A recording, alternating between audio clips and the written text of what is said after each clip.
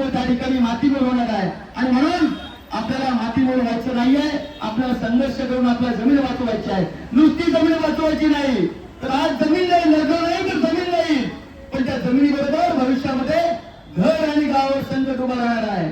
आपल्याला माहिती असेल नवी मुंबई विमानतळाला जमिनीचं अधिग्रहण झालं, पण त्या लोकांच्या स्वप्नात नव्हतं ते भविष्यात आपलं गाव जाईल, आपलं घर जाईल। इथं काही सहकारी आले, त्यांची गावं गेले, घरं गेले, उद्ध्वस्त झाले, अतिशय जीवन वाईट त्यांच्या नशिबी आलंय। आणि हे जीवन आपल्या नशिबी यायचं नसेल तर आपल्याला पेटून संघर्ष करावा लागेल, सरकारच्या या धोरणाला कदाचित विरोध करावा लागेल। परवा आपण माहिती असेल की या सगळ्या मुंबईतील 124 गावांच्या जमिनीचे करार दावोस मध्ये प्रदर्शित झाले।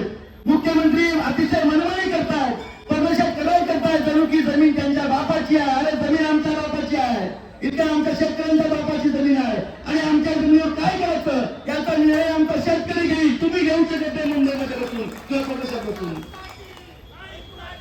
की आमचा अंत पाहू नका, आमचा अंत पाहू नका, ही ठिणगी आहे, या ठिणगीचं रंगात रूपांतर होईल आणि तुम्हाला नेस्त नाबूद करायचं वेळ हा शेतकरी स्वतः बघता नाही आहे। मी अधिक वेळ घेत नाहीये, पण आपल्या भावना समजून घ्या, आपल्याला संघर्षाशिवाय पर्याय नाही। शेतकरी म्हणून जर आपण पेटून उठलो नाही, एकवटलो नाही, संघर्ष तयार झाला नाही तर मात्र आपल्या अस्तित्वाला धोका आहे। आणि जाणून घ्या